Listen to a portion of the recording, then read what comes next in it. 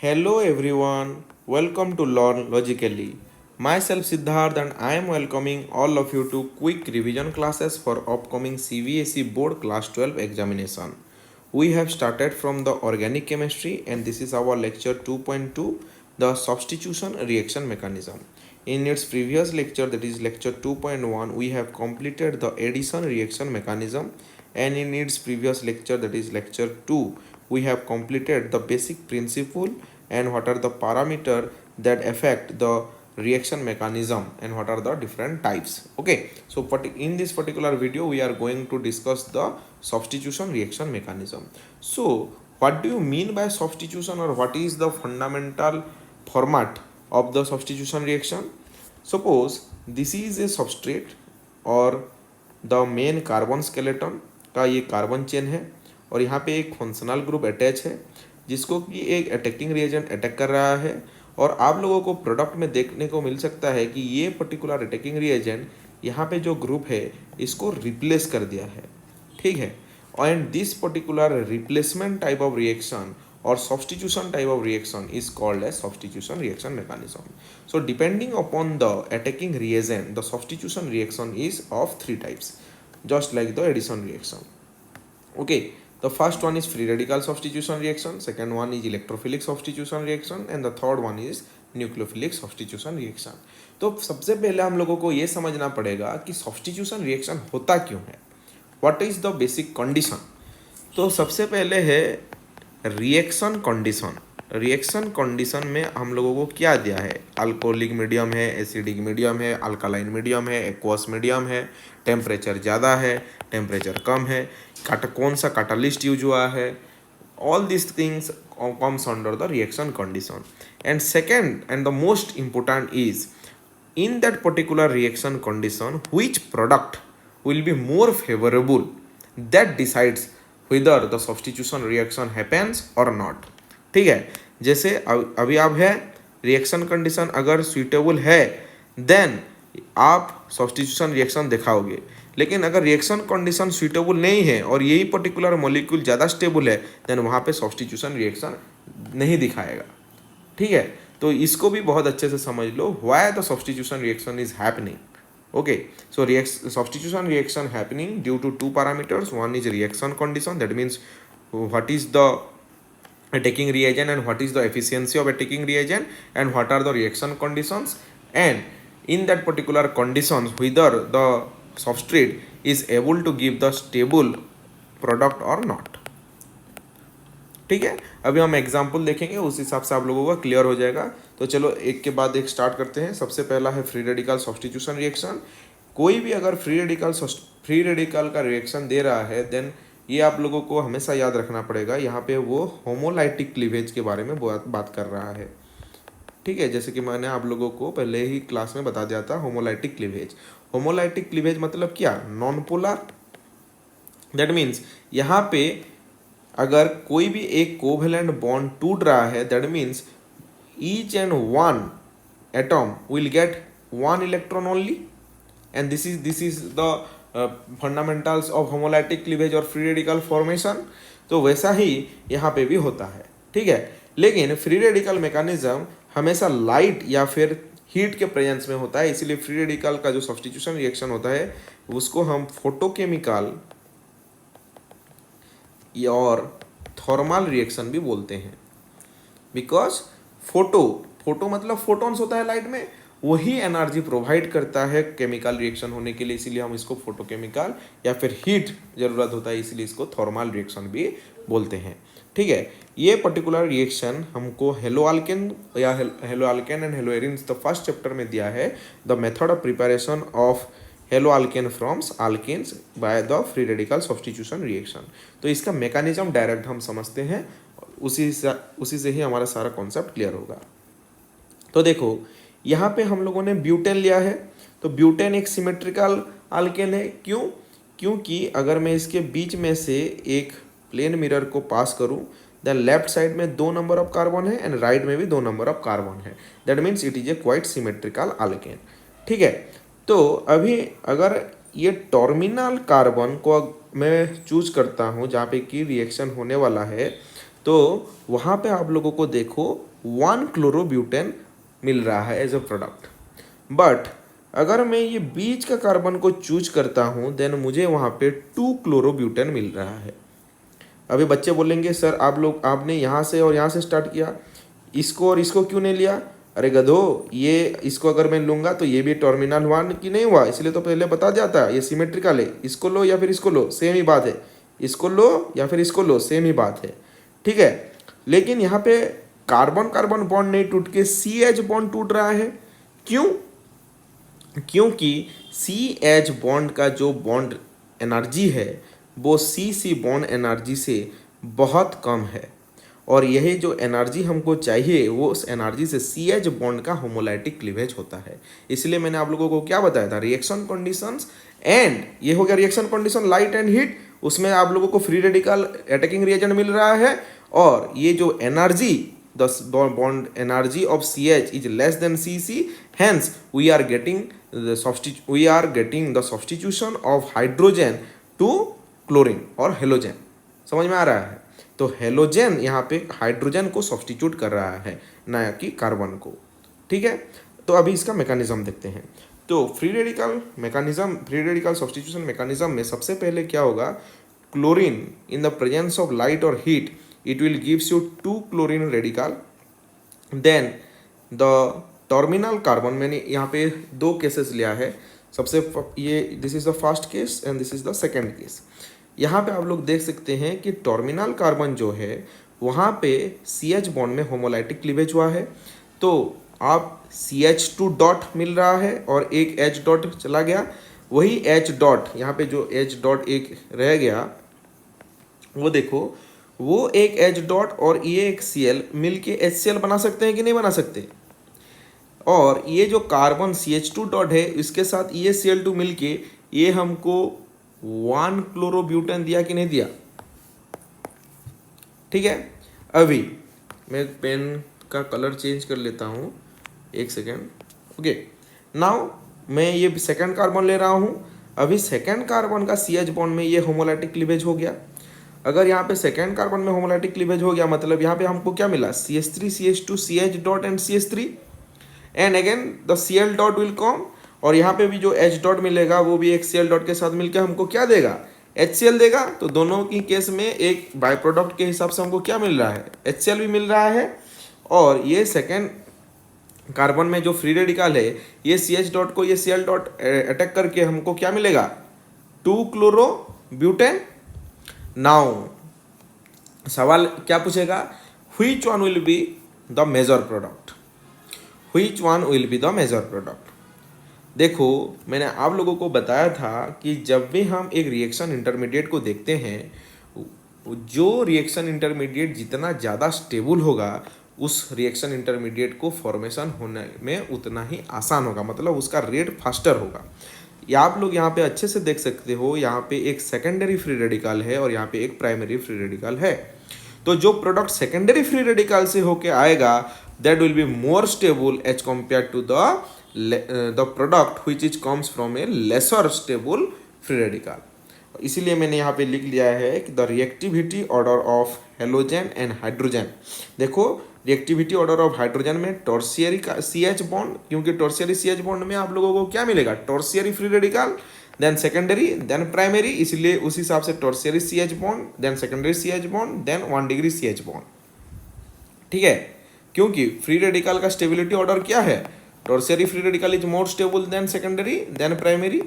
अगर आप लोगों को ये बात समझ में नहीं आ रहा है then please visit lecture 2 the basic principle of reaction mechanism. मैंने वहाँ पे बहुत कॉम्प्रिहेंसिवली सबको एक चार्ट के माध्यम से बताया है। ठीक है, नेक्स्ट यहाँ पे देखो सबसे पहले क्या हो रहा है, एक हेलोजन का ही होमोलाइटिक क्लीवेज हो रहा है, तो उसका भी रिएक्टिविटी ऑर्डर है, देख लो F2 is greater then Cl2 is greater then Br2 is greater then I2। ठीक है, तो यहाँ पे ये रिएक्टिविटी ऑर्डर में भी पूछ सकता है, मेजर माइनर प्रोडक्ट से भी पूछ सकता है, या फिर और क्या पूछ सकता है, ये फ्री रेडिकल सब्स्टिट्यूशन रिएक्शन में आप लोगों को एक प्रोडक्ट मोनो हेलोजिनेटेड जो प्रोडक्ट्स मिलेंगे वो क्या होते हैं, those are positional isomerism, those are positional isomers. the products show positional isomerism and the products are called positional isomers because यहाँ पे सेम ग्रुप से सेम मोलिकुलर फॉर्मूला है, तो ये क्या हो गया 2 क्लोरो ब्यूटेन और ये क्या हो गया 1 क्लोरो ब्यूटेन, बस क्लोरीन का पोजीशन चेंज है इसलिए दोनों को हम क्या बोलेंगे पोजिशनल आइसोमर्स बोलेंगे। ठीक है, अभी आगे बढ़ते हैं। उसके बाद और एक इम्पोर्टेंट रिएक्शन है द प्रिपरेशन ऑफ टेट्राक्लोरोमीथेन।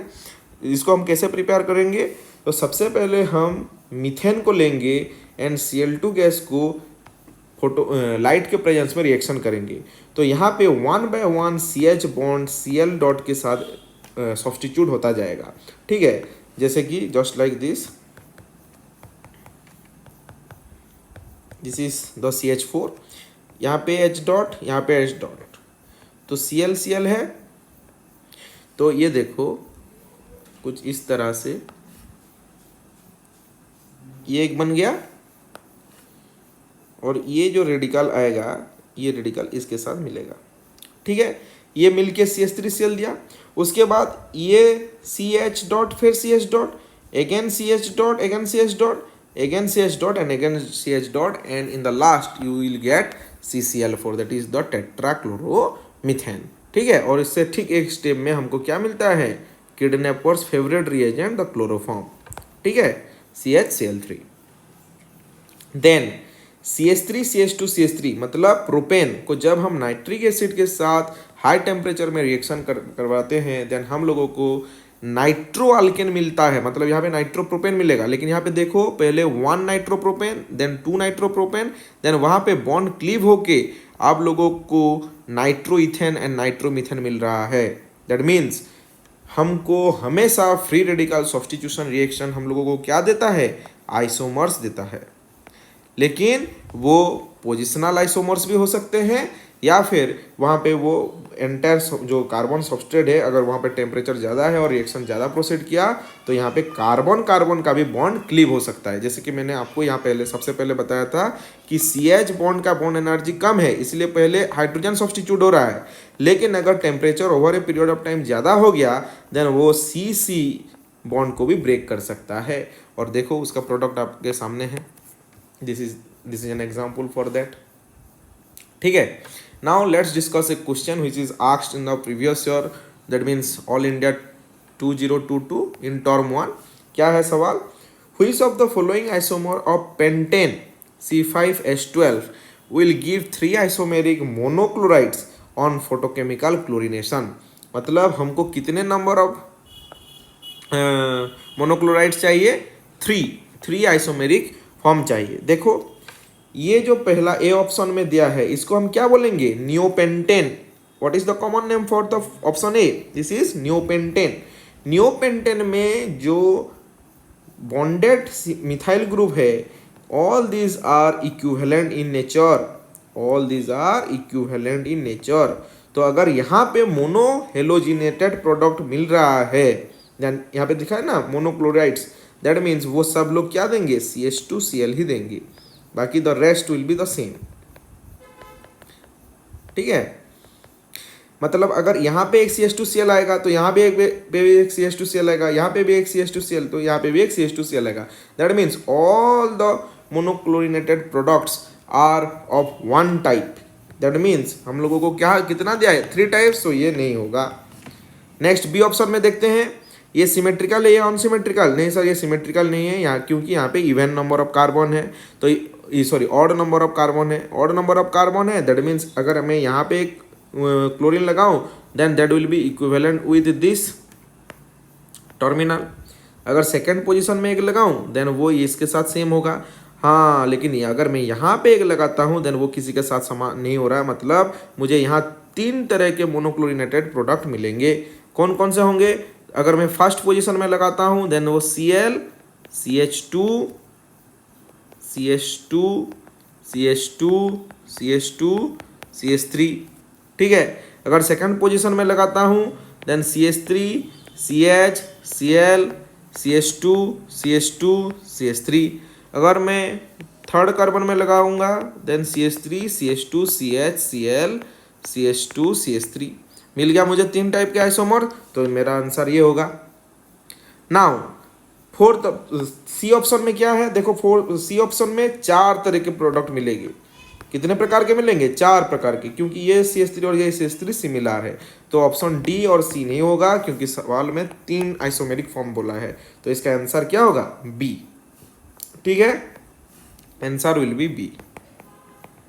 तो आप लोग अप्रोच समझो, कॉन्सेप्ट समझो, और उसी कॉन्सेप्ट से कितने टाइप के सवाल पूछा जा सकता है उसको भी एक ही साथ समझ लो।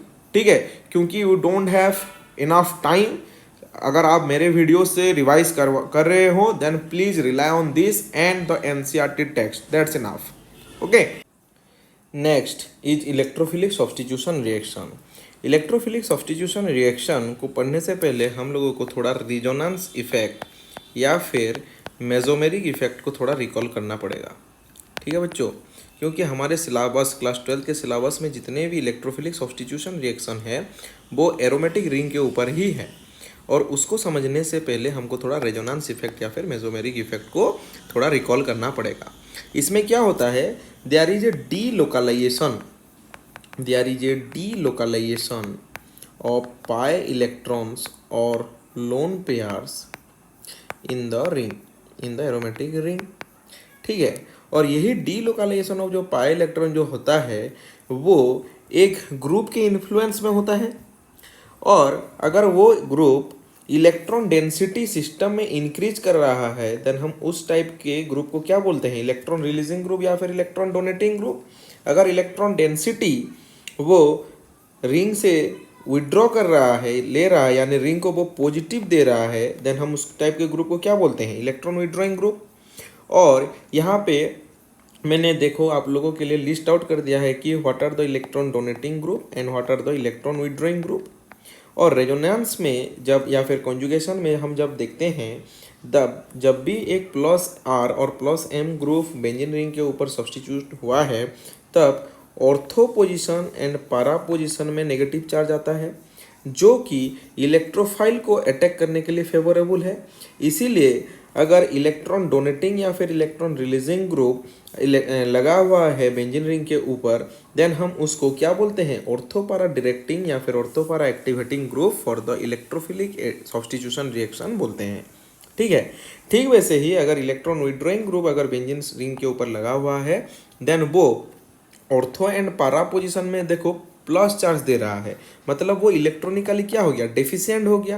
लेकिन इलेक्ट्रोफाइल भी इलेक्ट्रॉनिकली डेफिशिएंट है, मतलब ये अभी ऑर्थो एंड पारा पोजीशन में अटैक नहीं कर सकता, क्योंकि दोनों ही इलेक्ट्रॉनिकली डेफिशिएंट हो गए, मतलब वहाँ पे रिपल्सन आ जाएगा।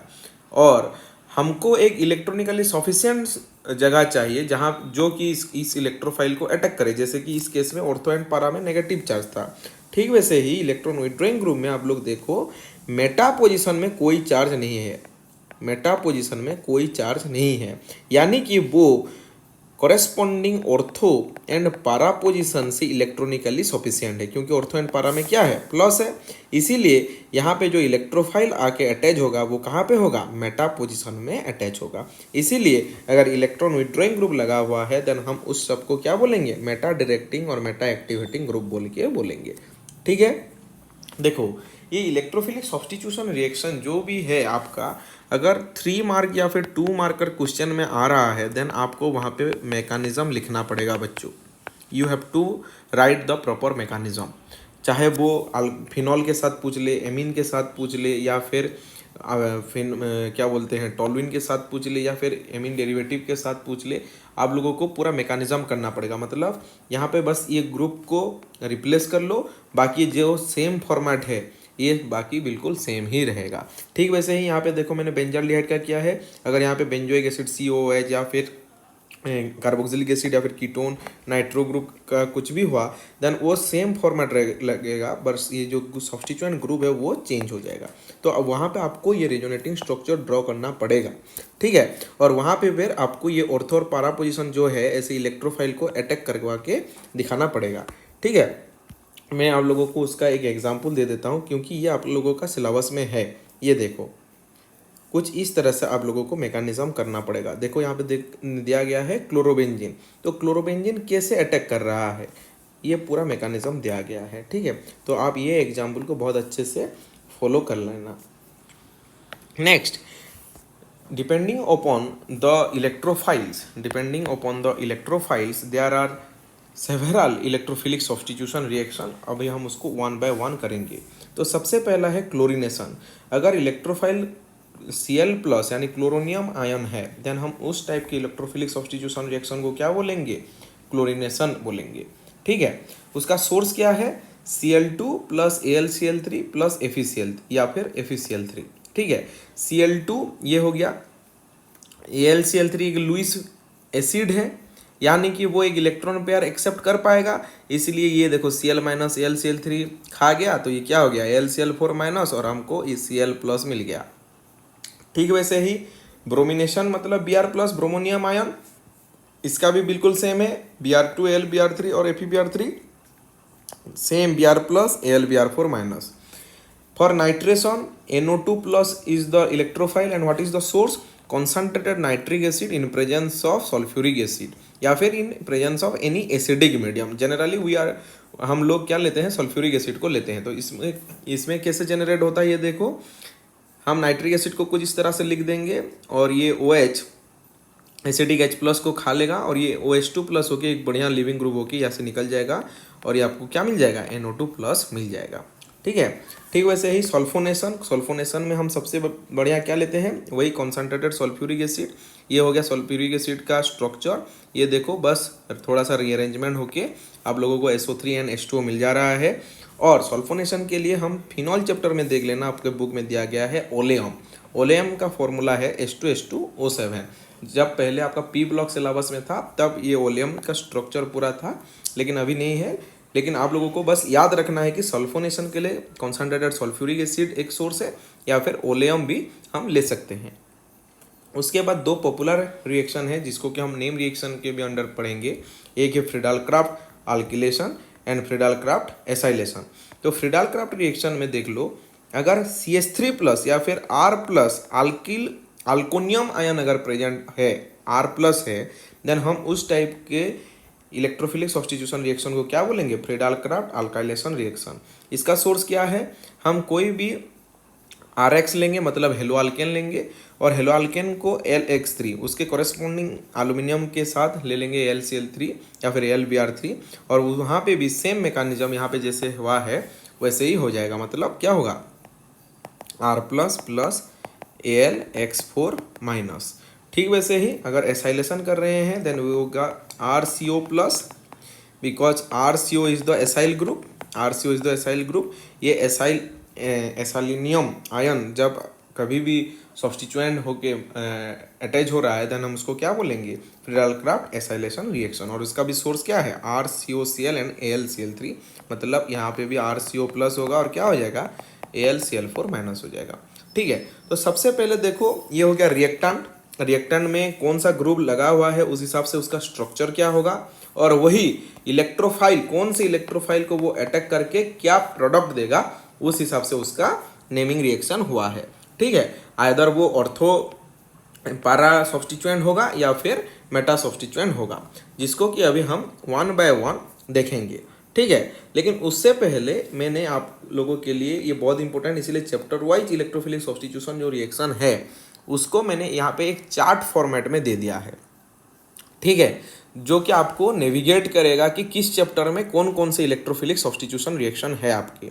सबसे पहला है hello alkane and hello arene chapter में, यहाँ पे टोटल चार इलेक्ट्रोफिलिक सब्स्टिट्यूशन रिएक्शन दिया गया है। सबसे पहला है halogenation, then nitration, then sulphonation and then the Friedel Crafts reaction. चलो इसको थोड़ा समझ लेते हैं बुक से ही। देखो सबसे पहले यहाँ पे X है, मतलब यहाँ पे कोई भी हेलोजन लग सकता है, may be chlorine, may be bromine या फिर आयोडीन। ठीक है, तो उस हिसाब से अगर वो रेजोनेटिंग स्ट्रक्चर में जा रहा है, कॉन्जुगेशन में जा रहा है, then ortho and para position में देख लो माइनस चार्ज आ गया, मतलब इलेक्ट्रॉन डेंसिटी ज़्यादा हो गया। तो अभी ये जो ऑर्थो एंड पैरा पोजिशन में इलेक्ट्रॉन डेंसिटी ज़्यादा हो गया है, that means this particular positions are readily attack to the electrophile to give the further electrophilic substituted product. Let's take an example. सबसे पहला क्लोरोबेंजीन हो गया। क्लोरोबेंजीन अगर एनहाइड्रस FeCl3Cl2 के साथ अगर जा रहा है देन आप लोगों को कौन सा इलेक्ट्रोफाइल मिलेगा? अभी मैंने आप लोगों को बताया है Cl+। अभी देखो यहाँ बताया था Cl2 प्लस FeCl3, तो आप लोगों को क्या मिलेगा? Cl+ मिलेगा। ठीक है, तो Cl+ को कौन पोजीशन अटैक करेगा? ऑर्थो पोजीशन या फिर पैरा पोजीशन अटैक करेगा? अगर ऑर्थो पोजीशन अटैक कर रहा है देन आप लोगों को क्या मिल रहा है? 1,2 डाइक्लोरोबेंजीन। अगर पैरा पोजीशन अटैक कर रहा है देन आपको क्या मिल रहा है? 1,4 डाइक्लोरोबेंजीन। देख लो, ये हो गया पैरा और ये हो गया ऑर्थो। अगर ये बेंजीन रिंग है, यहाँ पे कोई एक फंक्शनल ग्रुप लगा हुआ है, that means this position is 1, then 2, 3, 4, 5 and 6. 1, 2 and 1, 6, these interactions are called as ortho. 1, 3 and 1, 5 is called as meta and 1, 4 is called as para. अगर आप लोगों ने मेरा नोमेनक्लेचर एंड क्लासिफिकेशन वीडियोस देखे हैं देन आप लोगों को ये बहुत अच्छे से पता होगा। ठीक है, अभी हम आगे बढ़ेंगे। नाइट्रेशन में भी आप लोगों को मैंने सोर्स क्या बताया था? Nitric acid plus concentrated H2SO4। यहाँ पे इलेक्ट्रोफाइल कौन होगा बताओ? NO2+। ठीक है, तो इसका जो इलेक्ट्रोफाइल है क्या है? NO2+। अभी यह भी ऑर्थो एंड पैरा में लगेगा। देख लो, 1 क्लोरो 2 नाइट्रोबेंजीन, 1 क्लोरो 4 नाइट्रोबेंजीन। ठीक है, और आप लोग अच्छे से ऑब्जर्व करना, मेजर एंड माइनर प्रोडक्ट कौन हो रहा है? मैक्सिमम केस में, मोर देन 90% केस में para substituent are the major product. ठीक है, आपके बुक में या फिर सिलेबस में जितना भी है उसमें से 90% केस में पैरा पोजीशन में अगर इलेक्ट्रोफाइल लगा हुआ है देन वो मेजर प्रोडक्ट ही होगा। ठीक है, और कहाँ पे नहीं हो रहा है उसको हम स्पेशल करके याद रख लेंगे। ठीक है, उसके बाद देख लो सल्फोनेशन के लिए क्या आपको रिएजेंट बताया था? Concentrated H2SO4। इलेक्ट्रोफाइल क्या होगा? SO3। अगर वो लग गया देन देखो क्या हो गया?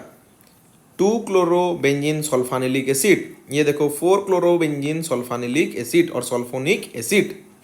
ठीक है, SO3H and Cl, SO3H and Cl, ortho and para again major and ortho again minor. Then Friedel-Crafts reaction, सबसे पहला है क्या? Friedel-Crafts alkylation। यहाँ पे देखो मैंने आप लोगों को बताया था RCl प्लस AlX3, RCl और RX प्लस AlX3। देख लो R प्लस हो जाएगा इलेक्ट्रोफाइल, तो यहाँ पे इलेक्ट्रोफाइल क्या हो जाएगा? R plus. R में कौन है? CH3, तो CH3+ हो गया, तो CH3+ कहाँ पे लगेगा? ऑर्थो एंड पैरा पोजीशन में। ये देख लो, ऑर्थो माइनर, पैरा हो गया मेजर, खेल खत्म। ये देखो RCOCl मतलब एसाइल ग्रुप हो गया, तो ये क्या हो गया? Friedel-Crafts acylation. ये हो गया फ्रीडल-क्राफ्ट अल्किलेशन।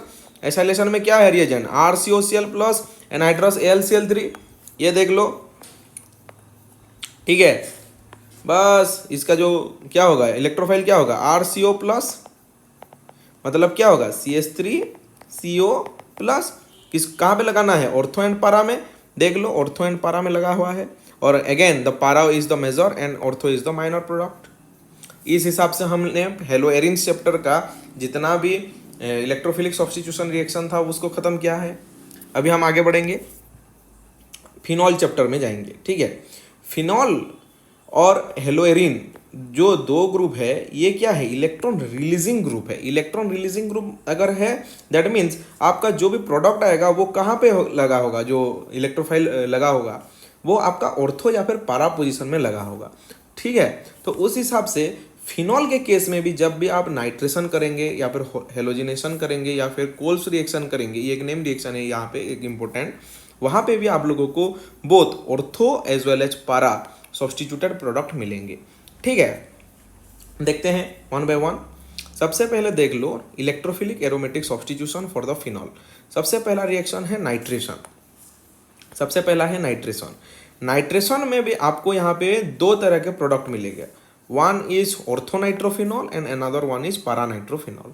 ठीक है बच्चों, जैसे ठीक वैसे ही और यहाँ पे ऑर्थो में नेगेटिव एंड पैरा में नेगेटिव रेजोनेंस अगर आप ड्रॉ करोगे वही सेम चीज़ है। डाइल्यूट HNO3 दिया है, मतलब यहाँ पे क्या हो जाएगा? NO2+ आ जाएगा, इलेक्ट्रोफाइल अटैक करेगा ऑर्थो एंड पैरा पोजीशन में। लेकिन यहाँ पे एक प्रॉब्लम होता है, क्या होता है थोड़ा देख लो। The ortho and para isomer can be separated by steam distillation. That means orthonitrophenol is steam volatile due to intramolecular hydrogen bonding, while paranitrophenol is less volatile due to intermolecular hydrogen bonding, which causes the association of molecules. यहाँ पे एक concept आ गया intramolecular hydrogen bonding and intermolecular hydrogen bonding. अगर intramolecular hydrogen bonding है मतलब within the same molecule there is a chance of hydrogen bonding, जो कि स्टीम वोलाटाइल है मतलब वो इजीली वोलाटाइल हो जाता है. और एक होता है इंटरमोलिकुलर हाइड्रोजन बॉन्डिंग, मतलब वो एक मोलिक्यूल अपने जैसा और एक मोलिक्यूल के साथ वो इंटरमोलिकुलर हाइड्रोजन बॉन्डिंग कर सकता है, मतलब उसका एसोसिएशन ज़्यादा स्ट्रांग होगा. अगर एसोसिएशन ज़्यादा स्ट्रांग होगा देन वो लेस वोलाटाइल होगा एज कम्पेयर टू ऑर्थोनाइट्रोफिनॉल. ठीक है, तो इसको याद रखने के लिए मैंने यहाँ पे आप लोगों के लिए लिख दिया है. देखो सेपरेशन नाइट्रेशन में सेपरेशन ऑफ ऑर्थो एंड पारानाइट्रोफिनॉल कैसे होगा. ऑर्थो में इंट्रामोलिकुलर एंड पारा में इंटरमोलिकुलर. तो इंटर मोलिकुलर क्या होता है, लेस वोलाटाइल होता है, एंड इंट्रामोलिकुलर क्या होता है, स्टेम वोलाटाइल होता है. तो ये सेपरेशन के लिए ऑर्थो एंड पारा जो फिनॉल होता है इसको सेपरेट करने के लिए इस मेथड को यूज किया जाता है, मतलब वोलाटिलिटी मेथड में हम इसको अलग कर सकते हैं. ठीक है, इसमें और एक चीज इंपॉर्टेंट है वो क्या है, picric acid, preparation of picric acid. This is A common name जिसको कि हम लोगों ने कॉमन नेम सीरीज में खत्म किया है. इसका यूपीएससी नेम क्या है, 2,4,6 ट्राइनाइट्रोफिनॉल. ये बहुत ज़्यादा रिएक्टिव हो जाता है. यहाँ पे गौर से देखो बच्चों, यहाँ पे कॉन्सनट्रेटेड नाइट्रिक एसिड है और यहाँ पे क्या है, डाइल्यूट नाइट्रिक एसिड है.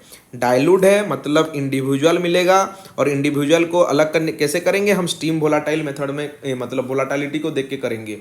ऑर्थो वाला जल्दी उड़ जाएगा, पारा वाला थोड़ा देर में जाएगा, क्योंकि पारा में स्ट्रॉन्ग इंटरमोलिकुलर है और ऑर्थो में थोड़ा वीक इंट्रामोलिकुलर है.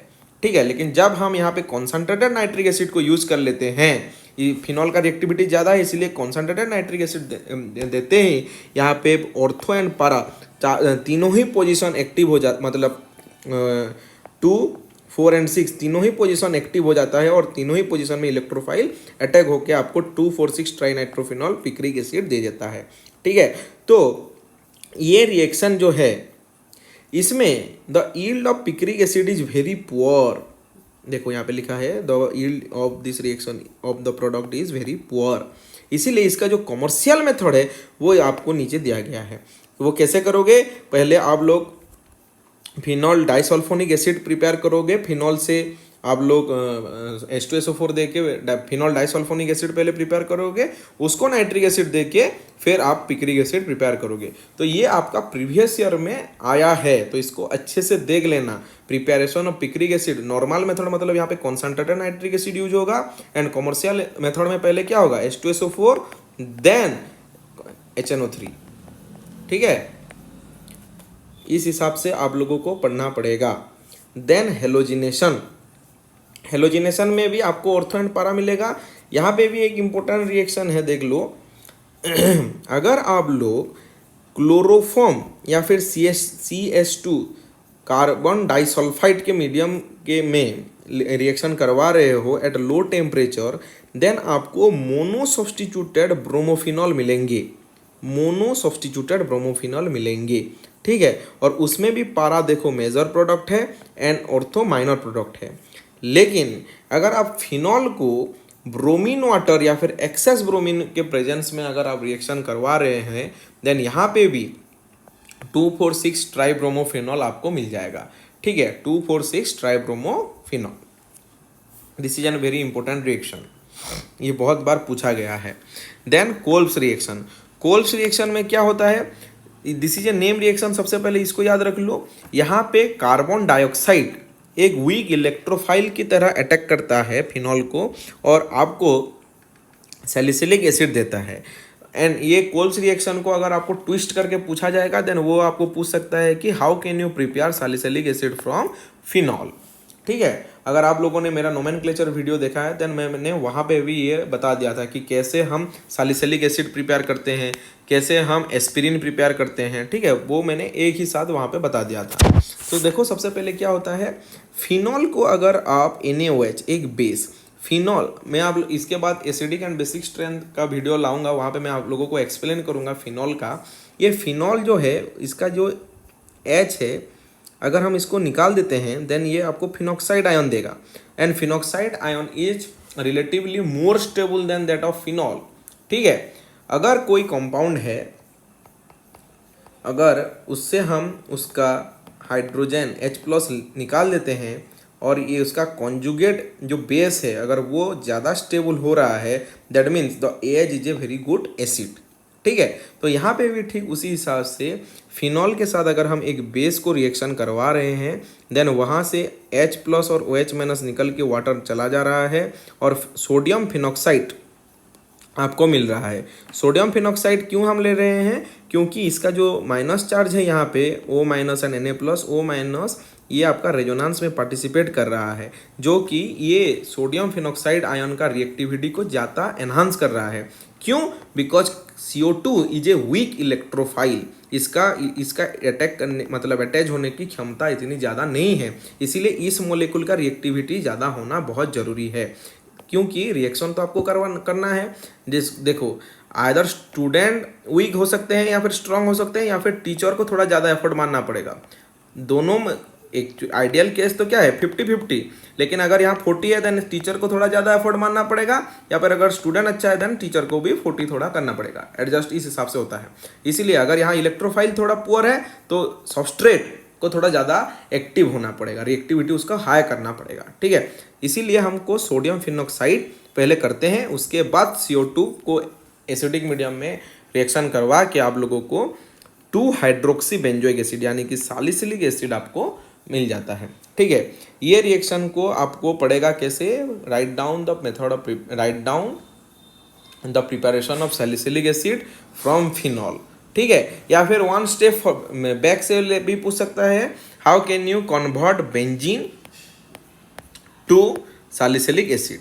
तो पहले बेंजीन से आप लोग फिनॉल प्रिपेयर कर सकते हैं, then phenol to salicylic acid. ठीक है, इंटर कन्वर्जन का जो क्वेश्चन होता है वो आइदर एक स्टेप पीछे से जाएगा या फिर ये बीच का एक स्टेप से पूछ लेगा।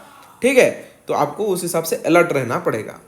Then aldehyde ketone and aldehyde ketone chapter. ठीक है, आल्डिहाइड कीटोन चैप्टर जो है और हमारा कार्बोक्सिलिक एसिड जो चैप्टर है, ये चैप्टर में आल्डिहाइडिक ग्रुप, कीटोनिक ग्रुप और कार्बोक्सिलिक एसिड जो ग्रुप है, all these are electronically withdrawing group. All these are electronically withdrawing group. That means अगर इलेक्ट्रॉन विथड्रॉइंग ग्रुप है that means those are meta directing और meta activating group. वो meta activating और meta directing group है कि नहीं है?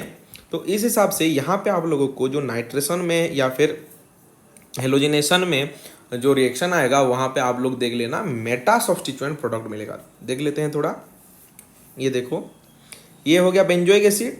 Benzoic acid को जब भी हम कॉन्सनट्रेटेड नाइट्रिक एसिड या इन प्रेजेंस ऑफ सल्फ्यूरिक एसिड के साथ रिएक्शन करवा रहे हैं देन आप लोग देखो बस एक ही प्रोडक्ट मिल रहा है, वो है मेटा नाइट्रोबेंजोइक एसिड।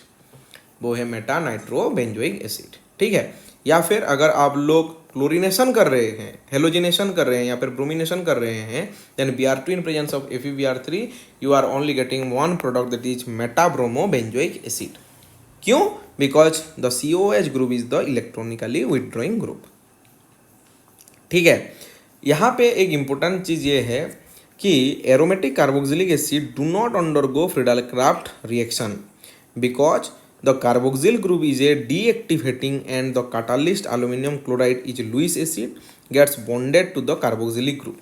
ये जो FeCl3 या फिर AlCl3 जो ग्रुप आएगा ये COOH के साथ बॉन्ड कर देगा। ठीक है, इस हिसाब इसीलिए ये फ्रीडल-क्राफ्ट रिएक्शन शो नहीं करता है। ठीक है, देन हम आगे बढ़ेंगे। आपका और एक रिएक्शन है ये चैप्टर में,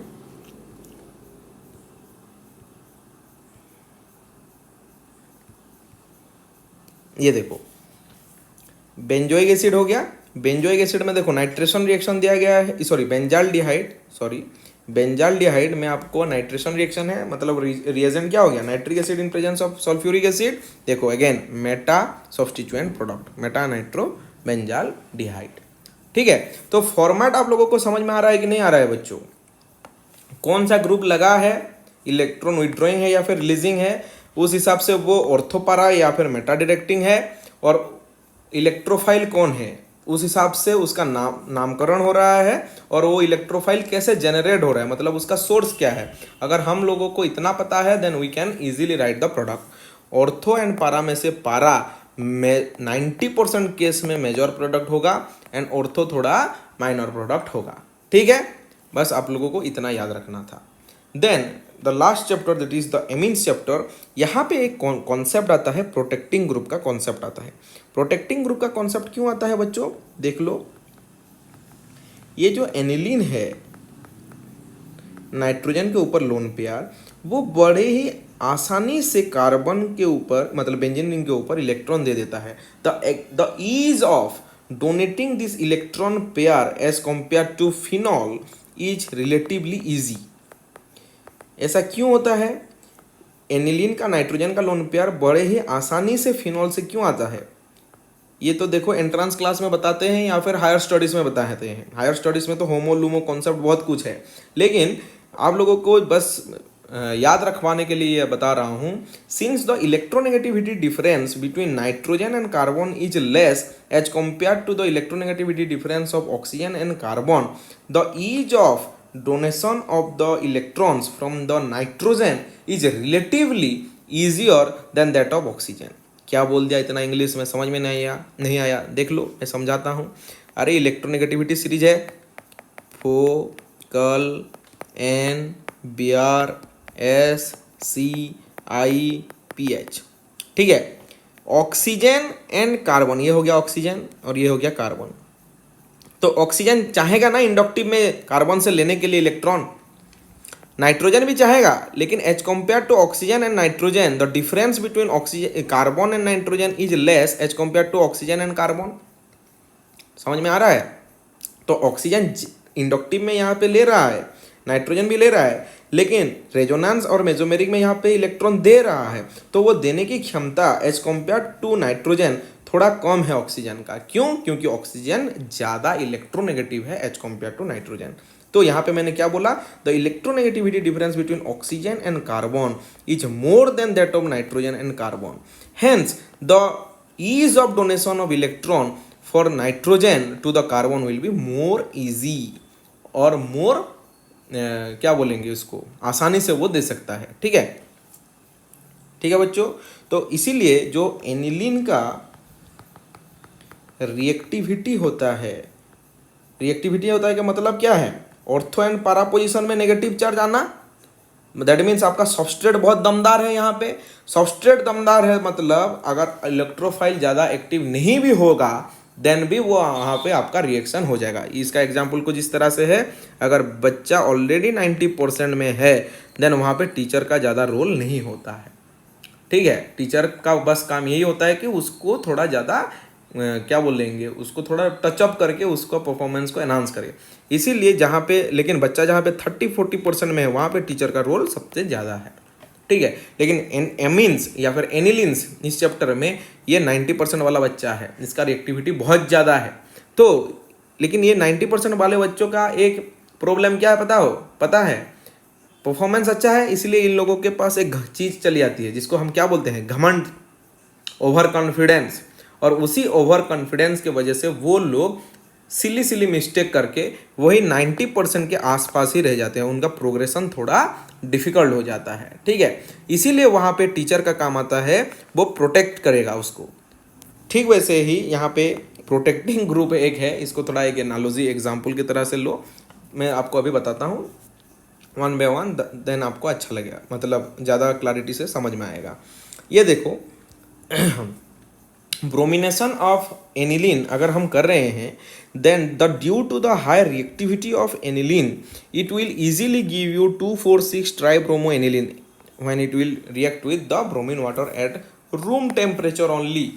ठीक है, लेकिन हम लोगों को अगर ऑर्थो डेरिवेटिव चाहिए या फिर पारा डेरिवेटिव चाहिए देन हम क्या करेंगे, क्योंकि ये बस रूम टेम्परेचर में नॉर्मली में 2,4,6 ट्राइब्रोमो एनिलीन दे रहा है। ठीक है, मतलब ओवर कॉन्फिडेंस हो रहा है, लेकिन मुझे बस ऑर्थो या पारा चाहिए, इसलिए मैं क्या करूँगा, नहीं, ये नाइट्रोजन ग्रुप का जो लोन पेयर है, जो रेजोनेंस में पार्टिसिपेट करके ऑर्थो एंड पैरा पोजीशन में माइनस चार्ज ला रहा था, बस मुझे ये लोन पेयर को थोड़ा ब्लॉक करना है, क्योंकि ये लोन पेयर के वजह से कॉन्जुगेशन है, रेजोनेंस है, उसी के वजह से रिएक्टिविटी है, तो बस मुझे अभी उसको थोड़ा ब्लॉक करना है। देखो कैसे करेंगे। सबसे पहले हम लोग क्या करेंगे, इसको एनहाइड्रेट के साथ रिएक्शन कर देंगे। क्या करेंगे, एनहाइड्रेट के साथ रिएक्शन कर देंगे, जिसके वजह से आप लोगों को क्या मिलेगा, एक एसिटेनोलाइट मिलेगा, NaCO3। इसका मैकेनिज्म कैसे होगा बच्चों, थोड़ा देख लो।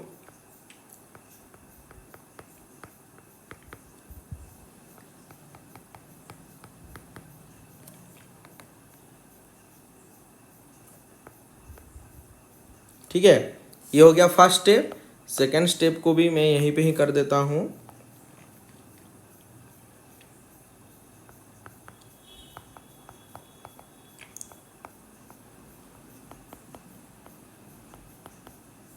यहाँ पे कौन लगा, NH2+, लेकिन वो हाइड्रोजन कंज्यूम करने के बाद यहाँ पे N हो गया। ठीक है, वो प्लस वो स्टेप को मैं ओमिट कर रहा हूँ। तो यहाँ पे PHNH हो गया, लेकिन अब ये आएगा और ये ऐसे चला जाएगा। देन आपको क्या मिलेगा, phenyl ring NHCOCH3, phenyl ring NHCOCH3, phenyl ring NHCOCH3। ठीक है, और ये क्या हो गया, CH3COOH चला गया। अभी देखो यहाँ पे क्या ऐसा क्या चीज़ हो रहा है कि हमको एक कंट्रोल प्रोडक्ट मिल रहा है, मतलब सिर्फ हमको पारा या फिर ऑर्थो डेरिवेटिव प्रोडक्ट मिलेगा, ऑर्थो सब्स्टिट्यूएंट प्रोडक्ट मिलेगा। देखो यहाँ पे ये जो लोन पेयर था वो आसानी से बेंजीन रिंग की तरफ जाके रेजोनेंस के द्वारा एनिलीन का रिएक्टिविटी को एनहांस कर रहा था। लेकिन जब हम यहाँ पे एक प्रोटेक्टिंग ग्रुप एनहाइड्रेट के साथ रिएक्शन करवा रहे हैं, देन आप लोग यहाँ पे अच्छे से देखो, ये जो लोन पेयर है वो चाहता तो है यहाँ जाने के लिए, लेकिन यहाँ पे COCH3 ग्रुप है, ठीक है, जो कि इलेक्ट्रॉन विड्रॉइंग ग्रुप है। तो वो क्या करेगा, रेजोनेंस के तहत ये लोन पेयर को इस तरफ लेके जाएगा। ठीक है, तो मॉलिक्यूल में अब क्या हो रहा है, ये लोन पेयर अवेलेबल ही नहीं है इलेक्ट्रॉन मतलब बेंजीन रिंग की तरफ जाने के लिए। तो अगर हम 100% से देखें तो मैक्सिमम केस में लोन पेयर कुछ इस तरफ से जा रहा है एंड कुछ मतलब कई बार नीचे बेंजीन रिंग में आ रहा है। लेकिन एक्सपेरिमेंटली ये देखा गया है कि मैक्सिमम टाइम 70 to 80 टाइम्स ये लोन पेयर COCH3 के ग्रुप के तरफ जाएगा। ठीक है, ये मैं आप लोगों को बस समझाने के लिए बोल रहा हूँ। प्रोटेक्टिंग ग्रुप का कॉन्सेप्ट आपका सिलेबस में एक्चुअली नहीं है, लेकिन यहाँ पे बस लिख दिया है कि हमको कंट्रोल प्रोडक्ट चाहिए, इसीलिए हमको NH2 ग्रुप को प्रोटेक्शन करना है। लेकिन उसका मैकेनिज्म हम कैसे एक्सप्लेन करेंगे, ठीक है, उसको बस समझने के लिए मैं आप लोगों को ये बता रहा हूँ कि ये जो लोन पेयर फ्रीली अवेलेबल था बेंजीन रिंग का रिएक्टिविटी को बढ़ाने के लिए, वो अभी फ्री नहीं है, क्योंकि वो किसी दूसरी जगह में भी अभी एंगेज हो गया है। And this kind of phenomenon is also called as cross conjugation, जो कि आप लोगों को एंट्रांस क्लासेस में पढ़ाया जाता है। यहाँ पे सिर्फ कॉन्जुगेशन था और यहाँ पे क्रॉस कॉन्जुगेशन था, मतलब the availability of this particular lone pair is not that easy as compare to the first. क्यों, क्योंकि बस यहाँ पे एक ही जगह जाना था, यहाँ पे वो 2 जगह जा रहा है। इसीलिए मैंने आप लोगों को बोला 100% से मैक्सिमम टाइम वो इस तरफ जा रहा है और यहाँ पे लेस जा रहा है, इसीलिए उसका रिएक्टिविटी डाउन हो गया, वो रिएक्शन कंट्रोल में आ गया। और आप लोगों को देखो यहाँ पे सिर्फ 4 ब्रोमो एनिलीन मिला, मतलब पारा मिला, ऑर्थो में नहीं है यहाँ। लेकिन अगर आप नॉर्मली रूम टेम्परेचर में ले रहे हैं, देन आपको 2,4,6 ट्राइब्रोमो एनिलीन मिल रहा था कि नहीं मिल रहा था। ठीक है, this is the concept of protecting group. Protecting group का मतलब यही है कि जहाँ पे रिएक्टिविटी ज़्यादा है उसका रिएक्टिविटी को हम थ्रू केमिकल मैकेनिज्म हम उसको थोड़ा कंट्रोल करते हैं, ताकि हमको जो डिज़ायरेबल प्रोडक्ट है चाहिए वही बस हमको मिले। ठीक है, इसीलिए मैंने आप लोगों को रिएक्शन मैकेनिज्म में पहले ही बता दिया था कि जो डिज़ायरेबल प्रोडक्ट है उसी को हम प्रोडक्ट लिखते हैं, और जो डिज़ायरेबल नहीं है हम उन सबको क्या बोलेंगे, बाई प्रोडक्ट बोलेंगे। ठीक है, और इसी चीज़ को यहाँ पे नीचे एक्सप्लेन भी किया गया है, देख लो। नाइट्रोजन CO की तरफ जाएगा और आप लोगों को ये पर्टिकुलर चीज़ देगा, this is due to the resonance. ये आपका बुक में ही दिया है बच्चों, मैंने अपने आप से नहीं बता रहा हूँ। नहीं तो प्रोटेक्टिंग ग्रुप का कॉन्सेप्ट जो है, और ये जो मैंने आप लोगों को बताया फिनॉल में इजीली इलेक्ट्रॉन आ रहा है या फिर एनिलीन में आ रहा है, ये आप लोग हायर स्टडीज़ में अगर केमिस्ट्री पढ़ रहे हो देन वहाँ पे होमोलुमो कॉन्सेप्ट आ जाएगा। जो आप लोग केमिकल बॉन्डिंग में पढ़ रहे हो मोलिकुलर ऑर्बिटल थ्योरी में, वो उसी का एक्सटेंशन है। ऐसे ही लोन इलेक्ट्रॉन किसी के साथ नहीं चला जाता, ठीक है। उसका इलेक्ट्रॉन को अगर कहीं जाना है देन वहाँ पे प्रॉपर रीज़न है, लेकिन all this things are not in your syllabus, all this things are in higher classes, इसलिए मैं इसको उतना डिटेली नहीं लेना चाहता हूँ। बस आपके बुक में जितना है और आपके एग्जाम्स के लिए जितना रिलेवेंट है मैं उस हिसाब से आप लोगों को समझा रहा हूँ, ठीक है। अगेन फॉर द नाइट्रेशन देख लो, यहाँ पे ये थोड़ा इंपॉर्टेंट है बच्चों, क्योंकि during the nitration of aniline यहाँ पे पारा पोजीशन पारा सब्सटीट्यूटेड नाइट्रोएनिलीन तो मेजर प्रोडक्ट निकलता है, लेकिन यहाँ पे मेटा नाइट्रोएनिलीन भी देखने को मिलता है, जो कि ऑर्थो से काफ़ी ज़्यादा होता है, ऑर्थो से काफ़ी ज़्यादा होता है, ठीक है। क्यों? देखो, direct nitration of aniline yields tarry oxidation in the addition of nitro derivatives, moreover in the strongly acidic medium aniline is protonated to form the anilinium ion which is meta directing। देख लो कैसे हो रहा है, this is aniline, this is the lone pair, acidic medium H plus है तो lone pair का पहला मतलब बेस का पहला पेयर क्या है, एसिड, ये हो गया NH3 प्लस, और this is called as anilinium ion. And अभी ये रेजोनेंस में देने के लिए इसके पास लोन पेयर नहीं है, जो लोन पेयर इसके पास था, देखो ये यहाँ पे जा सकता था डबल सिंगल लोन पेयर, लेकिन यहाँ पे अभी हमने उस लोन पेयर को एक एसिडिक प्रोटॉन के साथ कंज्यूम करवा दिया है, मतलब अभी इस पर्टिकुलर ग्रुप में वो इलेक्ट्रॉन नहीं दे पा रहा है। एंड नाइट्रोजन एक इलेक्ट्रॉन नेगेटिव स्पेसिस है और उसके ऊपर एक पॉजिटिव चार्ज है, मतलब उसको अभी ये पॉजिटिव चार्ज को न्यूट्रलाइज करना ही करना है, और इसीलिए वो अभी N प्लस जो मतलब NH2 जो एक इलेक्ट्रॉन रिलीजिंग ग्रुप था वो अभी एक इलेक्ट्रॉन विदड्रॉइंग ग्रुप के तरह बिहेव करेगा। इसीलिए यहाँ पे इलेक्ट्रॉन विदड्रॉइंग ग्रुप के तरह अगर बिहेव कर रहा है मतलब मेटा सब्स्टिट्यूएंट प्रोडक्ट आपको मिलेगा। आपको बताया था इलेक्ट्रॉन रिलीजिंग ग्रुप है मतलब वो क्या है, ऑर्थो पारा एक्टिवेटिंग। अगर इलेक्ट्रॉन विदड्रॉइंग ग्रुप लगा है देन वहाँ पे क्या हो जाएगा, मेटा एक्टिवेटिंग। लेकिन जब ये नॉर्मल था, एनिलीन होके था, तब वो तो आप लोगों को पारा मेजर प्रोडक्ट दे दिया, लेकिन जब यहाँ पे एसिडिक मीडियम आ गया देन वहाँ पे वो एनिलीनियम आयन यहाँ पे आपको दे रहा है, जो कि एक इलेक्ट्रॉन विदड्रॉइंग ग्रुप है, और वहाँ पे आप जो कि एक मेटा डायरेक्टिंग ग्रुप है। That is why besides the ortho and para derivative significant amount of meta derivative is also formed, ठीक है। लेकिन अगर हमको बस पारा प्रोडक्ट चाहिए देन हम वहाँ पे क्या करेंगे, हमको अगेन उसको एनिलीन का जो NH2 ग्रुप है उसका रिएक्टिविटी को कंट्रोल करना पड़ेगा। कंट्रोल करने के लिए हमारे पास क्या कॉन्सेप्ट है, प्रोटेक्टिंग ग्रुप का कॉन्सेप्ट है।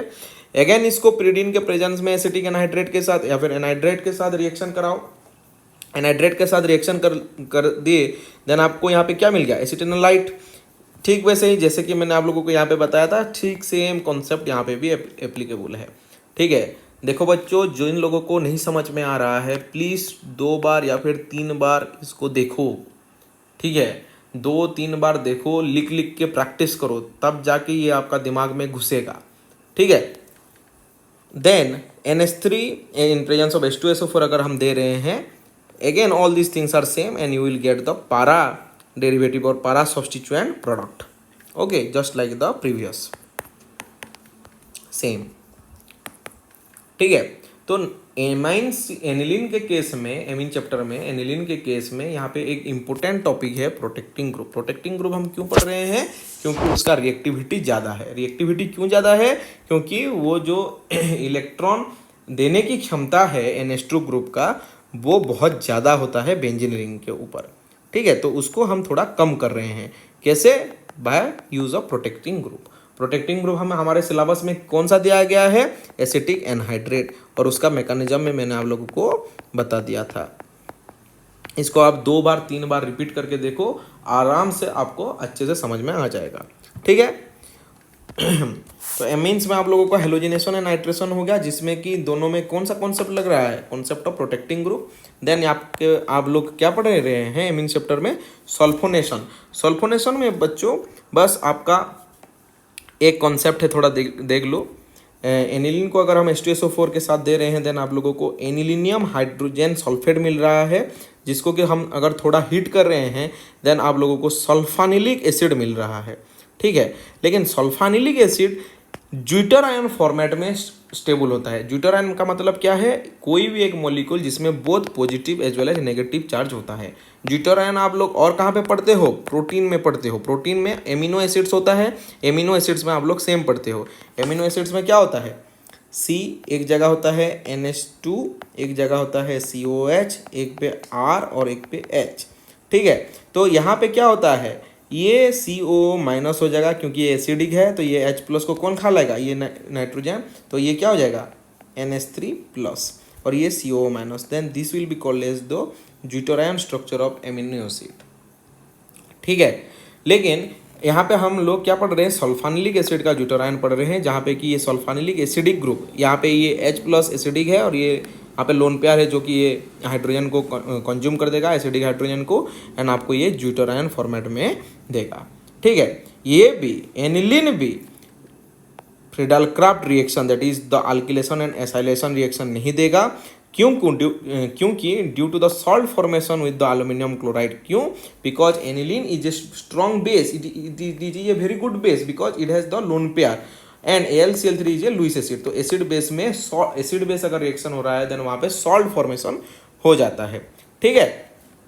तो बच्चों यहाँ पे हम लोगों हमारे सिलेबस में जितने भी क्या बोलते हैं इलेक्ट्रोफिलिक सब्स्टिट्यूशन रिएक्शंस था, वो चैप्टर वाइज खत्म हुआ। लेकिन उसके बाद भी अगर जो 2 इंपॉर्टेंट रिएक्शन है, नेम रिएक्शन, उसको मैं थोड़ा आप लोगों को बता रहा हूँ। सबसे पहला है Gattermann Koch reaction. Gattermann Koch reaction is nothing but the preparation of benzaldehyde from benzene. यहाँ पे रिएजेंट क्या है, carbon monoxide in presence of HCl in the presence of a catalyst like Lewis acid like AlCl3। ठीक है। तो इसमें कैसे generate हो रहा है इलेक्ट्रोफाइल, देखो CO plus HCl is giving right you HOCl, and HOCl AlCl3 के साथ रिएक्शन करके AlCl4 माइनस दे रहा है, एंड आपको CHO इलेक्ट्रोफाइल मिल रहा है। ठीक है। और अगेन वो बेंजीन रिंग इसको ऊपर अटैक करके आप लोगों को बेंजाल्डिहाइड दे रहा है। ठीक है। Then the next one is Gattermann's aldehyde synthesis. इसमें क्या हो रहा है, बेंजीन के साथ अगर आप hydrogen cyanide and hydrochloric acid को रिएक्शन कर रहे हैं, देन आप लोगों को NHCHCl मिल रहा है, जो कि again in the presence of a Lewis acid like AlCl3, यहाँ पे भी same AlCl4 minus and NHCH plus मिल रहा है, कुछ इस तरह से। इसको अगर हम हाइड्रोलिसिस कर रहे हैं, देन आप लोग देखो यहाँ पे अगेन बेंजाल्डिहाइड मिल रहा है। ठीक है। तो आप लोग इस 2 रिएक्शन को थोड़ा अच्छे से देख लेना। Okay. Next, nucleophilic substitution reaction. In this format, the leaving group is substituted by the attacking reagent, which is a nucleophile. Okay, so nucleophile is a electron-rich species, and leaving group is also a electronically rich species.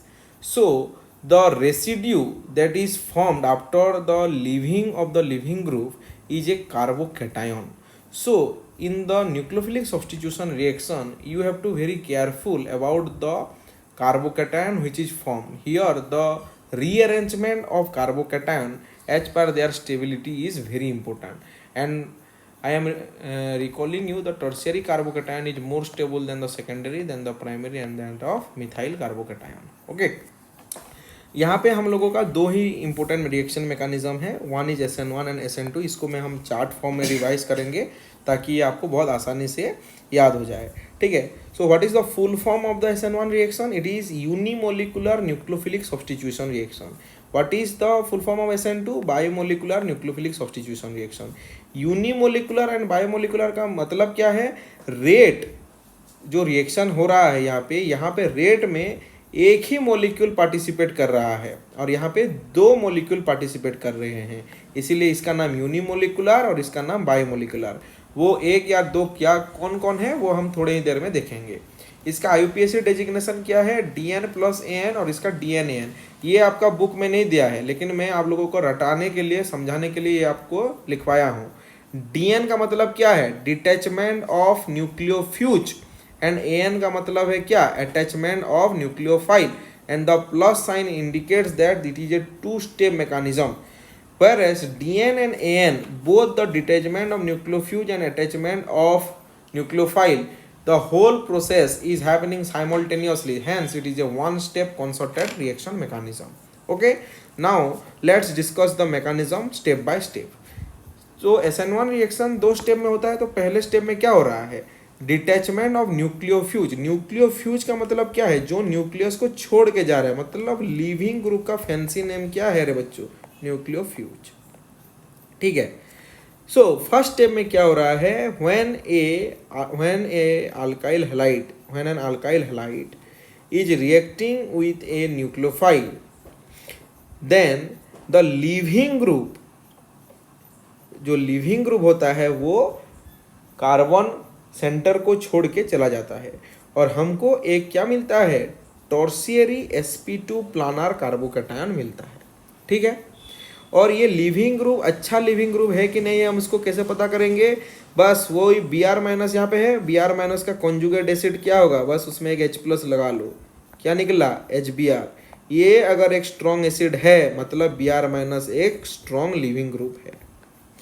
ठीक है, strong leaving group. और मैं आप लोगों को और एक चीज बताना चाहूंगा कि the reactivity of this particular SN1 reaction is primarily depends upon this particular first step, because in the first step the cleavage of C and X और C और Br जो भी हम लिविंग ग्रुप ले रहे हैं वो बॉन्ड हो रहा है, and cleavage of a bond is highly energetic, इसीलिए वो स्लो होता है। और हम लोगों को केमिकल काइनेटिक्स से पता है कि slow reactions are the rate determining reaction, hence this particular step is only going to contribute in the rate reaction.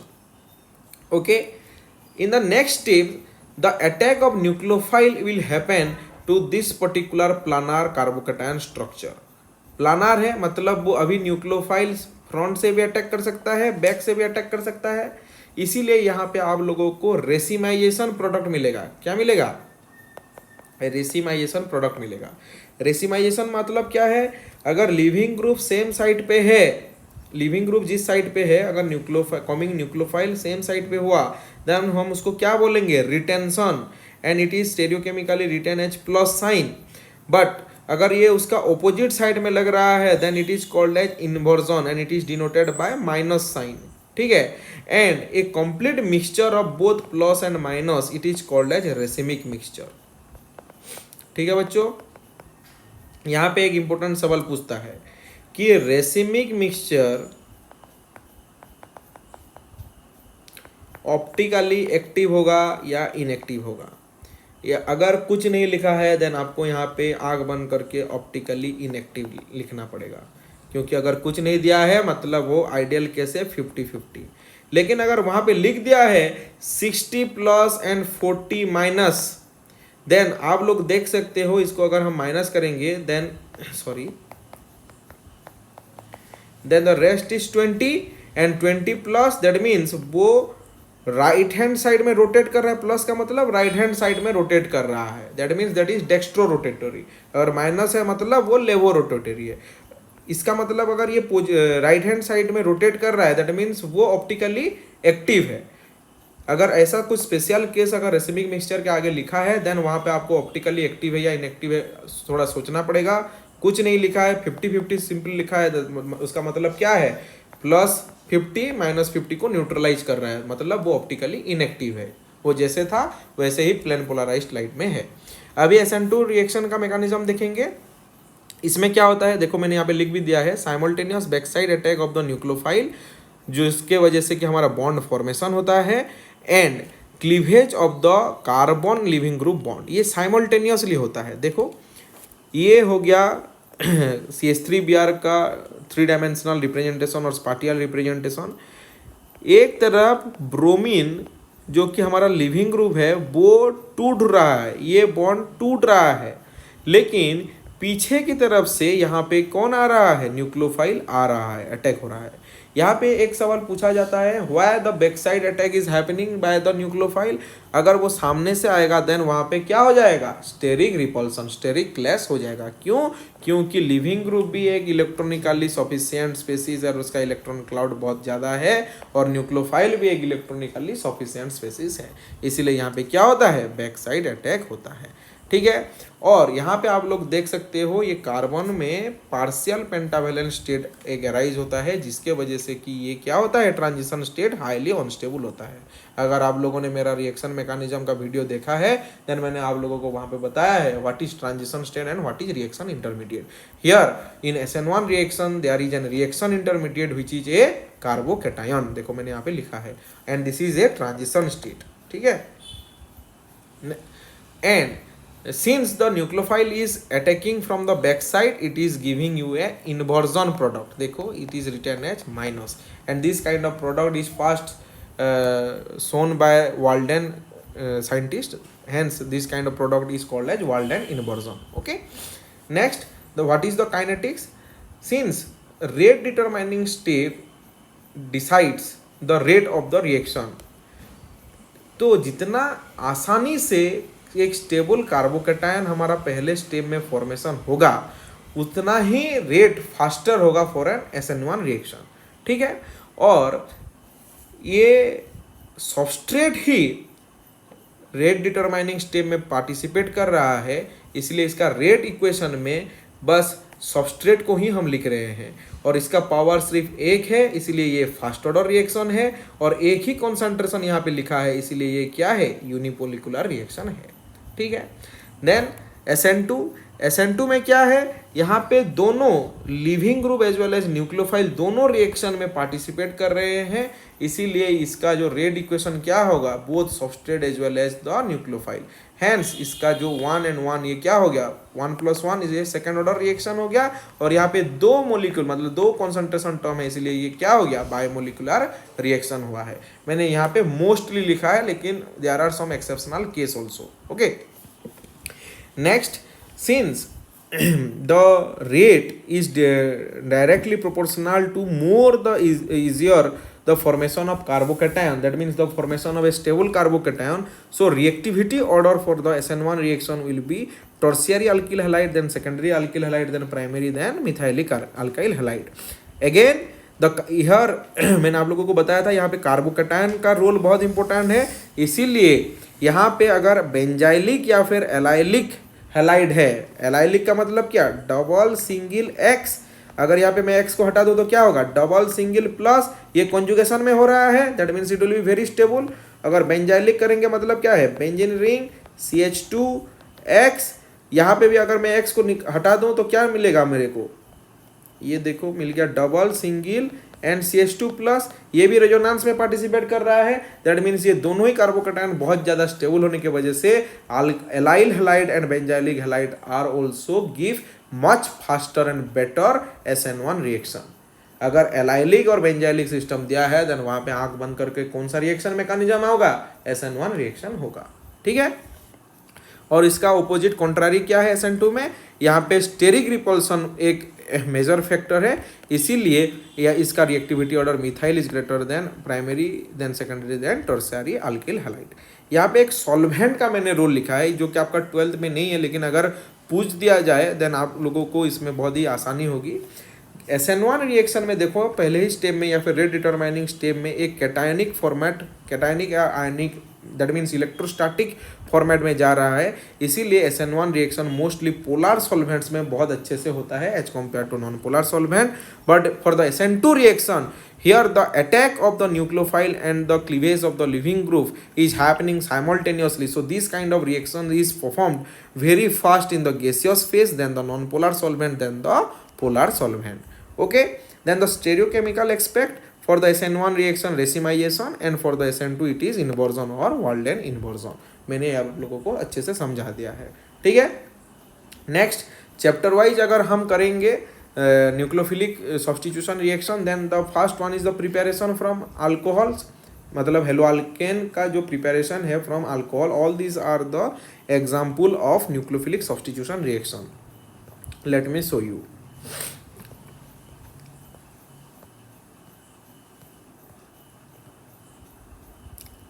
all these reaction are SN, that means substitution nucleophilic reaction.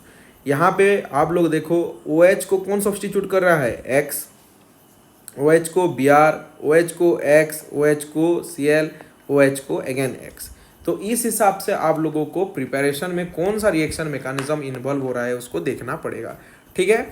और हेलोएरिन्स nucleophilic substitution reaction में थोड़ा less reactive होते हैं, क्यों? सबसे पहला है resonance effect, second one is hybridization, third point है instability of phenyl carbocation and fourth one is electronic repulsion.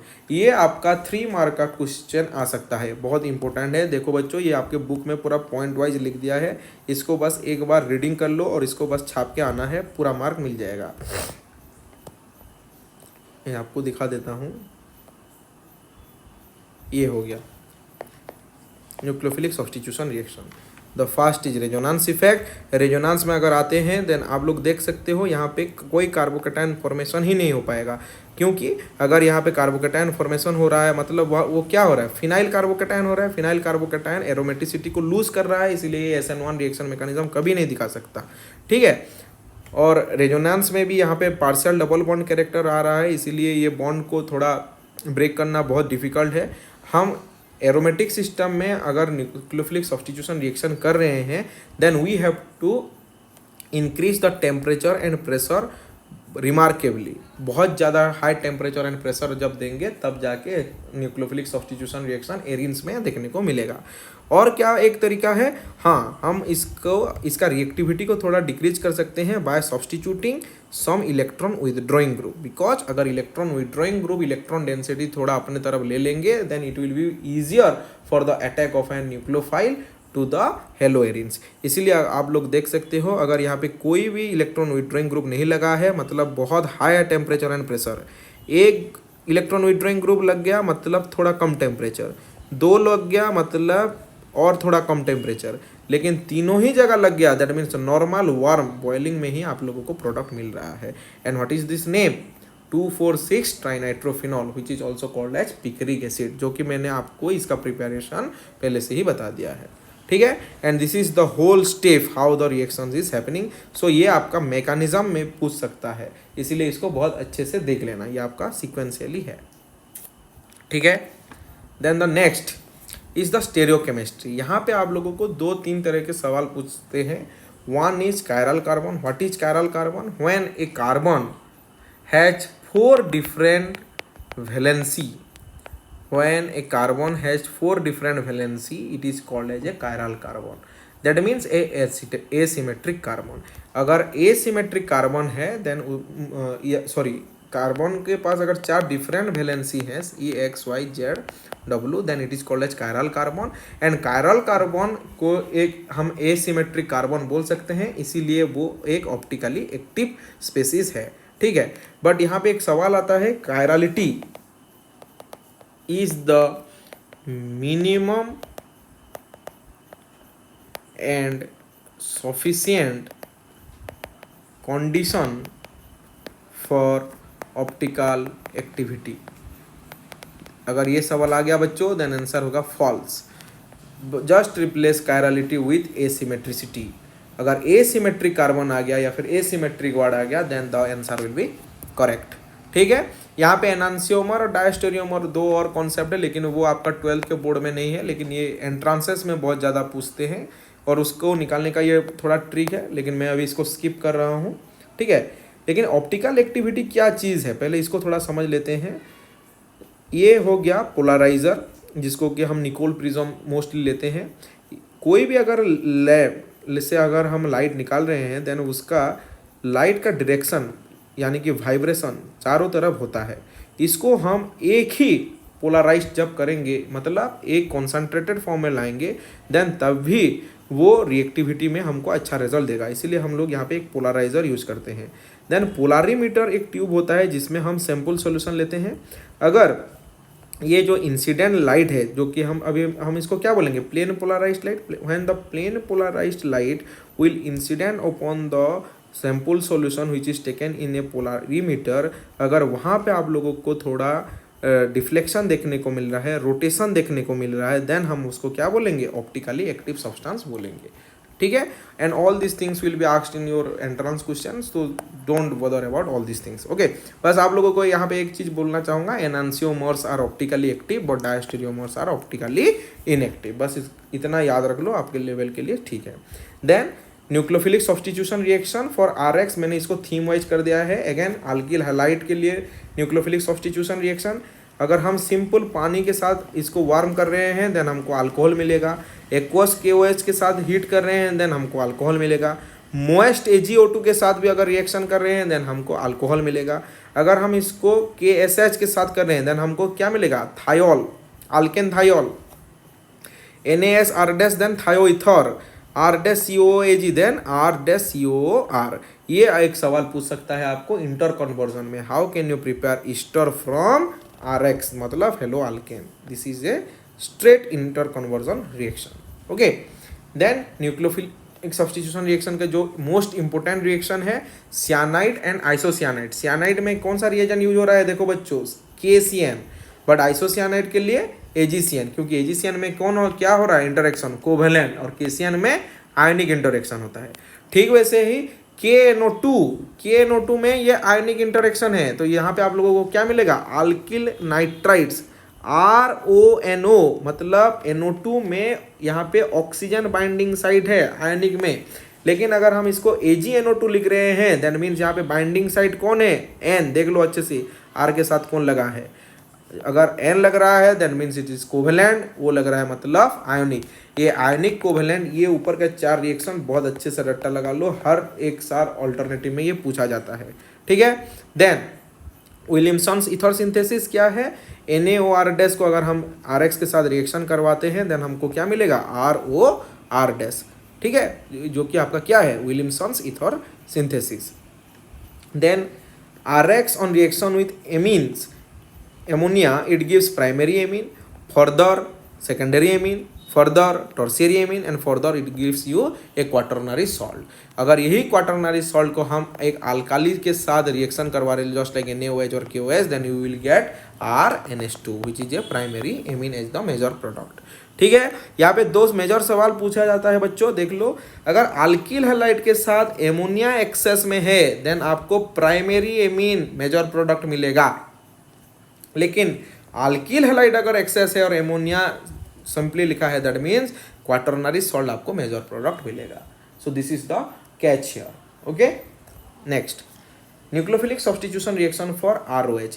ये जो मैंने रिएक्शन करवाया है अभी, RCH2OH प्लस HX, मतलब HCl/HBr in presence of एनाइट्रस ZnCl2। अगर X के बजाय मैं HCl ले रहा हूँ, HCl in presence of ZnCl2, then it is called as the Lucas reagent which is also used for the detection of primary, secondary and tertiary alcohol। ठीक है, इसका मैकेनिज्म भी बहुत आसान है बच्चों। देखो अभी मैंने आप लोगों को बताया लिविंग ग्रुप अगर हम चेक करेंगे, OH ग्रुप OH- ग्रुप एक अच्छा लिविंग ग्रुप है कि नहीं, हम थोड़ा चेक करेंगे। OH- के साथ एक H+ दे दो, क्या मिल रहा है, H2O मिल रहा है। क्या एक स्ट्रॉन्ग एसिड है, नहीं है, मतलब OH- एक स्ट्रॉन्ग लिविंग ग्रुप नहीं है। इसका मतलब अभी हमको इसको एक स्ट्रॉन्ग लिविंग ग्रुप बनाना पड़ेगा, इसलिए एसिडिक मीडियम में हम इसको डाल रहे हैं। एसिडिक मीडियम में अगर डाल रहे हैं मतलब ऑक्सीजन का unshared pair of electron, that means the lone pair is going to attack the H+ and it is forming OH2+। Now this particular OH2+ को अगर हम H+ दे रहे हैं, it will give you hydronium ion H3O+ ion which is a strong acid. मतलब अभी ये OH2+ एक स्ट्रॉन्ग लिविंग ग्रुप हो गया। अभी ये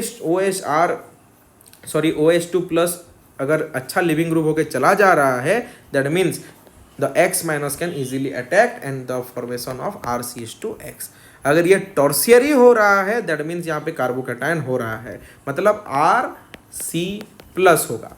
लेकिन यहाँ पे RCH2 प्लस जैसे कि है मतलब प्राइमरी हो रहा है, दैट मीन्स यहाँ पे हमेशा SN2 रिएक्शन होता है, क्योंकि SN2 रिएक्शन का रिएक्टिविटी क्या है, primary is greater then secondary greater than tertiary. और आप लोग यहाँ पे देख सकते हो ये एक प्राइमरी कार्बन है, ठीक है। बाकी सब पॉइंट मैंने नीचे लिख दिया है, जैसे कि anhydrous ZnCl2 acts as the dehydrating agent, इसीलिए याद रखना ZnCl2 दिया है मतलब वहाँ से डिहाइड्रेशन होगा। डिहाइड्रेशन मतलब क्या, पानी निकल जाएगा। HCl plus ZnCl2 gives you ZnCl3 plus H plus, reactivity order tertiary greater than secondary greater than primary, and HX का क्या होगा, HI greater than HBr greater than HCl, क्योंकि यहाँ पे मोस्टली SN1 रिएक्शन का फॉर्मेट जा रहा है जो कार्बोकैटायन का फॉर्मेशन हो रहा है। लेकिन अगर ये प्राइमरी या सेकेंडरी में रहता है, दैट मीन्स वहाँ पे क्या होगा, SN2 रिएक्शन होगा। ये आपका NCERT में दिया है और यहाँ से सवाल आएगा बच्चों, बहुत अच्छे से देख लेना। Concentrated HCl plus anhydrous ZnCl2 is called as Lucas reagent, helps to distinguish the primary, secondary and tertiary alcohol। देखो अगर हम ये रिएजेंट देते हैं देन टर्शियरी अल्कोहल इमीडिएट हमको टॉर्बिडिटी दे देगा, that means after 2 to 3 second.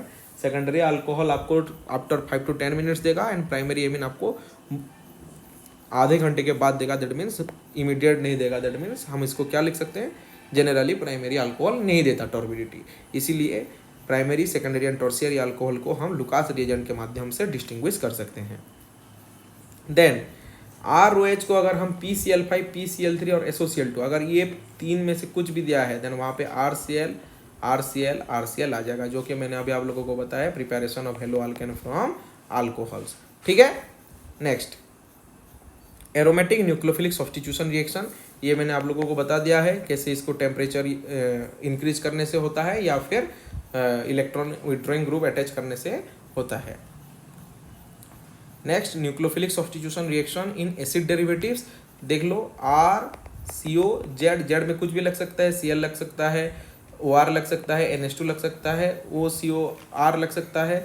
Cl लगेगा तो क्या हो गया, एसाइल क्लोराइड, और एसिड हाइट जिसको हम बोलेंगे, OR लग गया मतलब ईस्टर हो गया, NH2 मतलब एमाइड, ठीक है, और ये लग गया तो एनहाइड्राइड के फॉर्मेट में जा रहा है।